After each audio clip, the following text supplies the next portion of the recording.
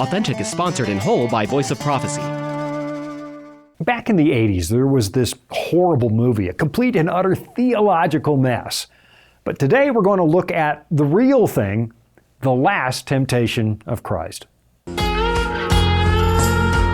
Welcome to Authentic. Shawn Boonstra explores real existential questions about the meaning of your life and how you can live a genuine human existence. Listen every week right here on this station or on your favorite podcatcher. Here's Shawn with this week's episode of Authentic. Okay, if you've been keeping up with the show, you'll know that we're partway through a series on the temptations of Christ. And we've been basing our study on the account you find in Matthew chapter 4. So far, we've already dealt with the first two temptations. The appeal to appetite, where Jesus is tempted to use his divine power to change stones into bread, and then what appears to be an appeal to pride, where he's challenged to prove that he's the Son of God by throwing himself from the top of the temple. Those are the first two. Today we're going to move on to the final temptation. But just before we do that, I want to explore one more thread that seems to run through all three temptations. We've already seen how the issue at stake is that Jesus, as a human being, has to overcome in the areas where human beings failed.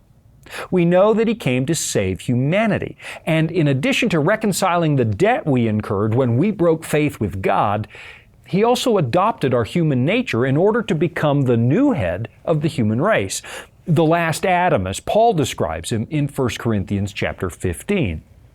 So, in other words, this is a story where Jesus succeeds in exactly the areas where you and I have failed.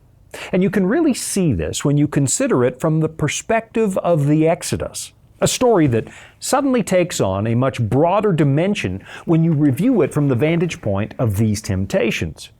When Israel left Egypt, they crossed the Red Sea, and then they were tempted to doubt God's promises when they were out in the wilderness.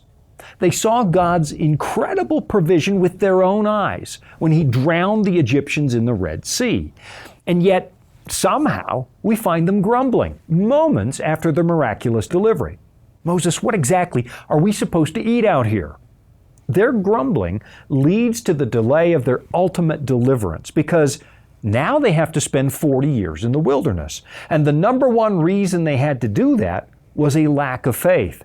Hebrews 3 verse 19 informs us that they could not enter in because of unbelief.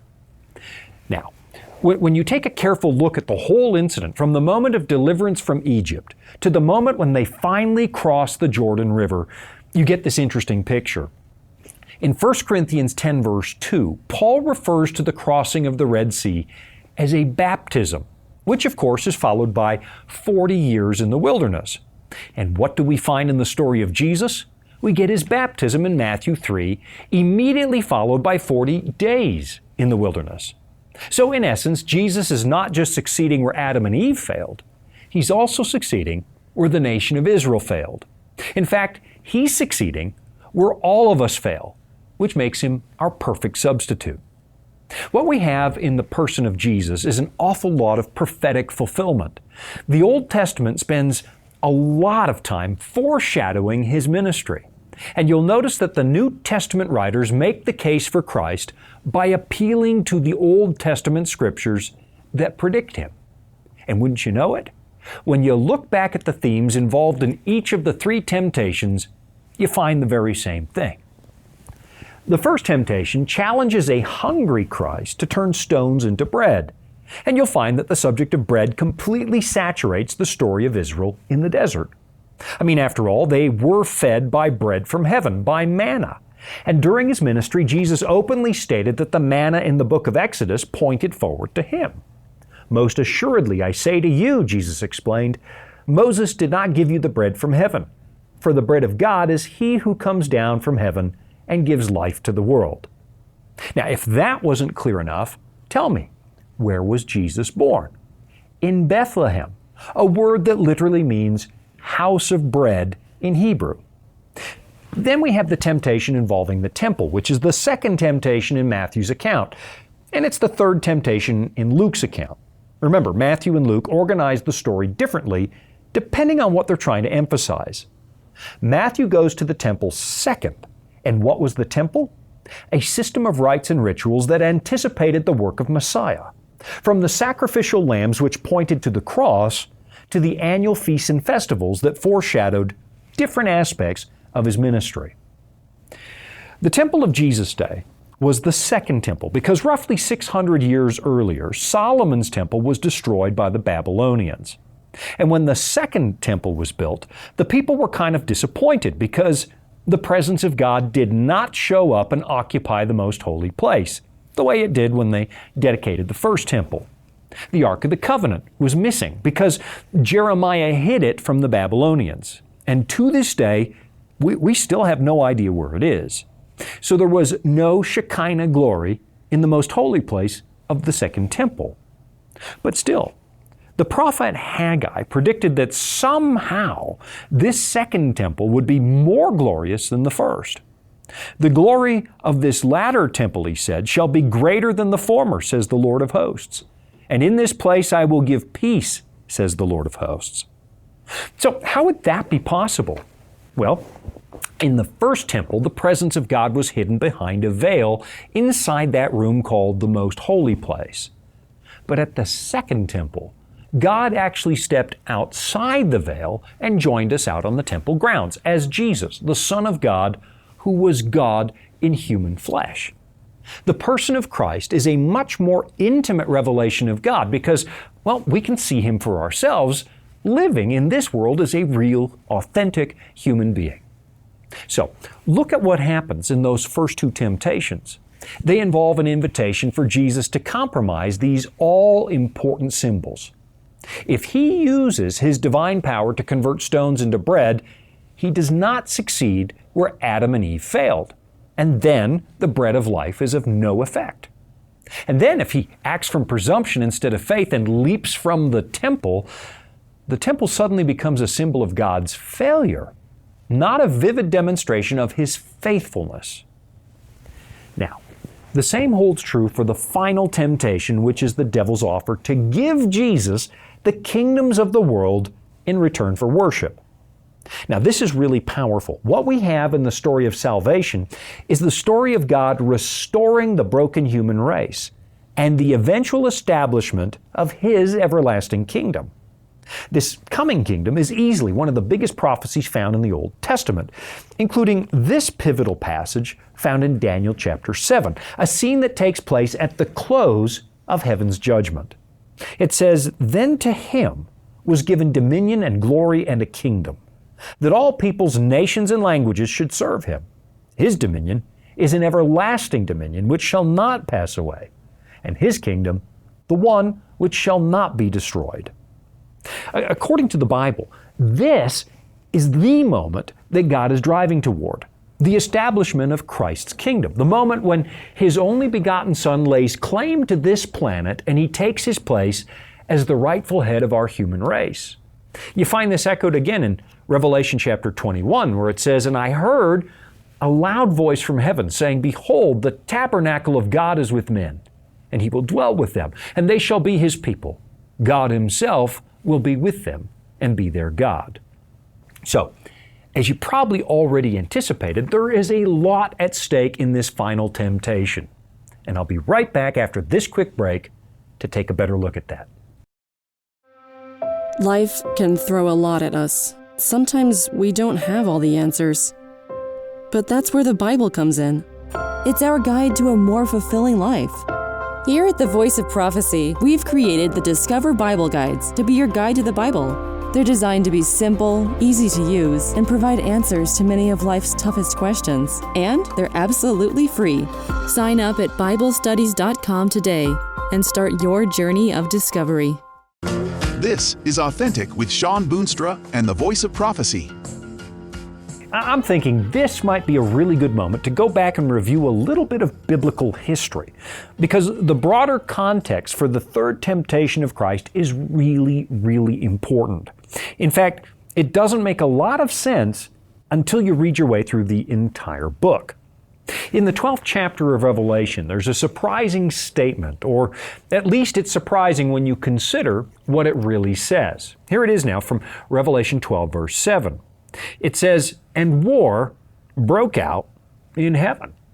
Now, there's more to it than that, but that short opening statement is surprising all on its own.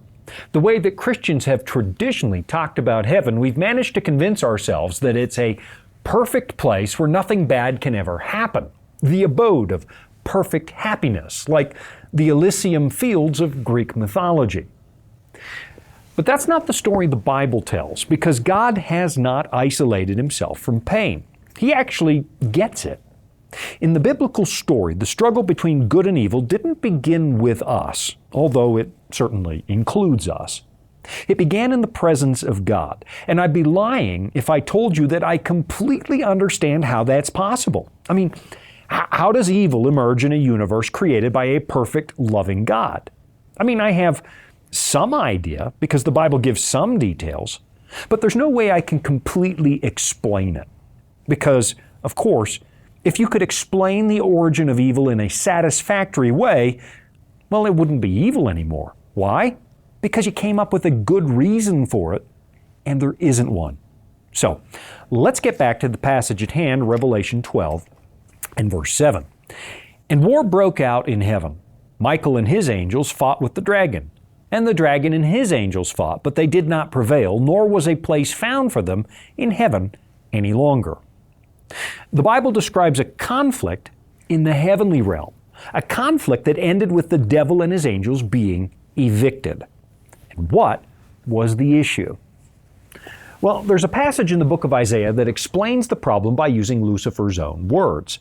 This comes from Isaiah chapter 14, starting in verse 13. For you have said in your heart, I will ascend into heaven. I will exalt my throne above the stars of God.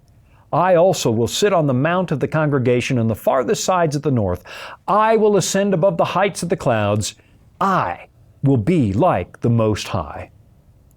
The original problem, according to this, was an angel's desire to be worshipped. And of course, that could never be allowed. Worship is reserved for the Creator alone. A mere creature is not the source of life and doesn't have the wherewithal to hold this universe together. So in reality, an angel cannot be worshipped, no matter how lofty that angel is. And what the Bible is telling us here is that the original problem was pride. A fallen angel wanted to be included in the councils of the Godhead, and he wanted a place equal to God or even above Him. So of course, that cost him everything, and he was ejected from the presence of God so that he could no longer compromise the happiness of the universe. So what does he do next? He turns his attention to humanity because you and I were made in the image of God. If he could turn the human race against the Creator, then A, he'd have a kingdom of his own, and B, he'd prove that nobody really loves God of their own free will, not if they're presented with a choice. What happened in Eden was a matter of human beings handing the keys of this world to the serpent. We were originally given dominion over this planet. We were meant to serve as stewards for God. But we willingly gave that dominion to the serpent. So, now let's look at the third temptation of Christ, because this is really interesting. It says, again, the devil took him up on an exceedingly high mountain and showed him all the kingdoms of the world and their glory. And he said to him, all these things I will give you if you will fall down and worship me. Imagine the damage it would have caused if the second Adam, the new head of the human race, also bowed to the devil's wishes. In reality, Christ had come to destroy the devil's claims and to take back the planet. But if Jesus does this, everything is lost. What we have in the third temptation is the offer of a shortcut, which is what a lot of temptations are. They're just an offer to cheat. The devil disingenuously acknowledges that the world should be Christ's possession, and he knows full well why Jesus has come. When Messiah comes, God told the serpent, he will bruise your head. If Jesus was successful, if he went to the cross, everything the devil had accomplished in this world would be ruined. This is why you find such a concerted effort to prevent the birth of Christ all the way through the Bible. The Old Testament records this ongoing campaign to prevent the devil's ruin, to prevent Messiah from coming. This is why Cain murdered his brother Abel. It's because Abel was righteous and he showed faith in the coming Messiah. And everybody knew that Messiah would come from a line of faithful people. So the devil has him eliminated. It's also why the children of Israel rebelled against God again and again and again and again by adopting the religious practices of their pagan neighbors. At one point, they even turned to the worship of Molech, a cruel pagan deity who demanded human sacrifice. The prophet Jeremiah described it like this in Jeremiah 32. And they built the high places of Baal, which are in the valley of the son of Hinnom, to cause their sons and daughters to pass through the fire to Molech, which I did not command them, nor did it come into my mind that they should do this abomination to cause Judah to sin. Everybody knew that one of these days, one of those firstborn sons of Israel would be Messiah. And here they were, unbelievably sacrificing their children to the white-hot arms of a steel idol. It was an incredibly cruel practice. And there was a distinct possibility that maybe, just maybe, someone would actually kill the coming Christ child. Then we have the infanticidal campaign by Herod, the impostor king who didn't have a legitimate claim to the throne. He suddenly finds out that the ancient prophecies were coming to pass when visitors from the east informed him that the star they'd been expecting had suddenly appeared in the night sky. So Herod launched a campaign to murder every child under the age of 2. You'll notice it's the same thing Pharaoh did with the sons of Israel about 1,500 years earlier. And you'll notice in Matthew chapter 2, the issue of worship forms the focal point for that story. Where is he who has been born King of the Jews, the Magi ask, for we have seen his star in the east and have come to worship him. Well, go find him, Herod said, so I can worship him too. It's another attempt to derail the coming triumph of the cross. And now that Jesus has arrived in person, now that all the previous attempts to get rid of him have failed, there is one last-ditch effort to keep the cross from happening. I'll be right back after this. Here at the Voice of Prophecy, we're committed to creating top-quality programming for the whole family, like our audio adventure series, Discovery Mountain. Discovery Mountain is a Bible-based program for kids of all ages. Your whole family will enjoy the faith-building stories from this small mountain summer camp and town. With 24 seasonal episodes every year and fresh content every week, there's always a new adventure just on the horizon. Check it out today at discoverymountain.com. This is Authentic with Shawn Boonstra and the Voice of Prophecy. In the last temptation of Christ, at least in Matthew's account, we find the devil proudly showing off the kingdoms of the world. He's really pointing to his own domain, the world that we built under his influence, a place where people build their lives around the philosophy of the fallen. Now, I've mentioned this on other programs, but what you really have in worldly kingdoms is something of an artificial paradise. Once we compromised the paradise of God, once we broke trust with our Creator, we found ourselves living outside of Eden. Now, I know there are some of you listening who assume that all of this is nothing more than a fairy tale with angels and devils, a talking snake, the Garden of Eden, and so on. But stick with me. At the very least, consider the principles in these stories because I think you'll find they say a lot about the way that you and I choose to live. Now, personally, I believe the story is history, and I honestly think there are good reasons for believing that, but that would be a topic for another day. What I've noticed is just how compelling many skeptics find the themes in the book of Genesis. Somehow, even if they think these things never actually happened, they still see a lot of wisdom in the themes and symbols found in this rather masterful narrative. What many people have noticed is that we all seem to have this inborn memory of a better time and a better place. Somehow we instinctively know something is wrong with this world, the way we currently live. And somehow we know there's got to be a better way, or there used to be a better way. Early on in the book of Genesis, you find the human race turning to its own ingenuity to make up for the loss of a perfect existence. In the 4th chapter of Genesis, we have the first mention of a city, and it's built by Cain, the man who murdered his own brother. Then in Genesis 10, we find the foundations of the famous cities on the plain, places like Nineveh, Babylon, Erech, which sounds like the country of Iraq for a really good reason. When we were suddenly thrust into a much harsher world where we could no longer take our survival for granted, we scrambled to establish what amounts to be an artificial form of paradise. But very quickly it became obvious that these urban centers were not paradise. Invariably, urban living only amplified our problems and made them worse. Regardless of our good intentions, fallen people are still just fallen people. And now we suddenly had self-interested despots accumulating power at the expense of everybody else. These are the kingdoms of the world. And in part, this is what Jesus came to redeem because, well, this is not the way that God actually wanted us to live. And He intends to restore us to what we used to be. But for now, there's a fallen angel laying claim to this planet because, let's face it, we gave him the keys. And the only way out of that mess is the cross of Christ. So what do we find in the third temptation? An offer to give it back. Because while the serpent got what he wanted from most of us, an unwitting adoption of his principles, what he really wants is worship. Laying claim to a fallen planet is not the same thing as sitting on the throne of God, and the devil knows it. So what does he ask for? Worship.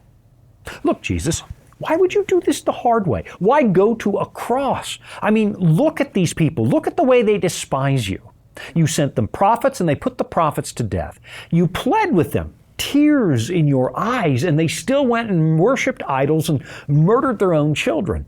And now you've come to live a really hard life, and you know they're going to treat you badly. I mean, just read the predictions of Isaiah. So why go through all this hassle? I'll just give you what you came for, and all you have to do, one tiny little act of worship. Of course, it was a lie. And if Jesus actually did this, everything would be lost. But pay attention to the nature of the temptation. It emphasizes that A, humanity's not worth God's effort, and B, there's an easy shortcut. And for right now today, I want you to focus on that shortcut. The cross was a horrible thing, and this story demonstrates quite convincingly that it was the only way to save us. It wasn't just a nice gesture designed to demonstrate God's love, although it certainly did do that. It was an absolute requirement if you and I are going to be saved. And if there was ever a moment when a shortcut would be tempting, this has got to be it. And that speaks volumes about the way that you and I try to live an authentic human life. Instinctively, we know the right thing to do, but if there's a shortcut that can get you there faster, you know most of us are probably going to take it. It's a lie about the nature of goodness, a lie about the nature of justice, a lie about the character of God. There is no shortcut when it comes to a meaningful relationship with the Creator, even though some people will tell you there is, which is one more reason I insist you've got to read the whole book. There's no other way. I'll be right back after this. Dragons, beasts, cryptic statues. If you've ever read Daniel or Revelation and come away scratching your head, you're not alone. Voice of Prophecy's free Focus on Prophecy guides are designed to help you unlock the prophetic mysteries of the Bible and deepen your understanding of God's plan for you and the world around you. You can study online or request them by mail. Visit BibleStudies.com and start bringing prophecy into focus today. Welcome back. It's Authentic with Shawn Boonstra and the Voice of Prophecy. At the end of the story, Jesus says, "Away with you, Satan, for it is written, you shall worship the Lord your God, and Him only you shall serve." He refuses to take the shortcut because it's just too expensive. I mean, sin is always too expensive. You know, there's an interesting phenomenon you find in ancient history, and it has to do with some of the temple cults found in pagan cultures. Have you ever wondered why it is that so many ancient religions featured the presence of temple prostitutes? The way that history reads, you could visit the temple for two distinct purposes. First, to offer sacrifices to the pagan gods, and secondly, well, you get my drift. Both of those things, though, are shortcuts. When you worship an idol who can be easily paid off with a sacrifice, it's a shortcut to a meaningful relationship with God. There's no real accountability, it's just a quick financial transaction. The same holds true for prostitution. It's a shortcut to a meaningful relationship. There's no marriage, no accountability, there's no lifelong consideration for another person. It's just this empty and disappointing shortcut. Both of these things promise to meet our need for intimacy, intimacy with God, intimacy with another human being. But they fail to deliver every single time. Why? Because in the kingdom of God there are no shortcuts, and Jesus knew it. Come on, just bow down to me, the devil said. I'll give you the kingdoms of this world. Why go through with a crucifixion, especially for these people? Why endure the rejection, the mockery, the humiliation, the pain? Why take the weight of these people's sins on yourself? There has got to be an easier way. But there wasn't. The cross is not a mere ornament to the story of the Bible. It's the centerpiece, the focal point of God's plan. Try as you might, there is no salvation apart from the cross of Christ. Everything that had to happen did happen so that you can be restored to a meaningful place in the kingdom of God. In Colossians chapter 1, the apostle writes, "For it pleased the Father that in Him all the fullness should dwell, and by Him to reconcile all things to Himself, by Him, whether things on earth or things in heaven, having made peace through the blood of His cross. And you who were once alienated and enemies in your mind by wicked works, yet now He has reconciled in the body of His flesh through death, to present you holy and blameless and above reproach in His sight." There was no shortcut.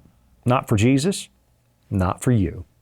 This is the only way home, the only way to restore your heart, to find what the Bible calls the peace that passes understanding. All of this is possible because Jesus succeeded where you and I failed. He refused to take the easy way, and so should you. Enter by the narrow gate, He taught, for wide is the gate and broad is the way that leads to destruction, and there are many who go in by it.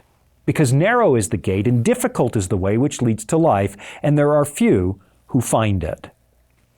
What a shame. Because if there's one thing that's absolutely clear, it's the trail markers that lead to that narrow path. They're as plain as day in the pages of this book. And I get it, reading the Bible can be difficult because where should you start? Some of you have started and then you give up right around those genealogies. So here's what we've done for you. We've got a comprehensive course that covers all the major themes of the Bible, and it's free. You can do it online, or you can actually ask me for hard copies of the course material, and we'll send it to you. Free, honestly. I just want you to have it. I know that traveling the narrow path can sound a little daunting, but I've got to tell you, I've been exploring that path imperfectly for 3 decades, and I wouldn't have it any other way. Thanks for joining me today. I'm Shawn Boonstra, and this has been Authentic. You've been listening to Authentic, sponsored by Voice of Prophecy. Remember, you can listen every week right here at the same time. And thank you. Authentic is funded by listeners just like you. You can support at voiceofprophecy.com. That's also where you can find all the episodes you missed, or where you can listen again. That's voiceofprophecy.com.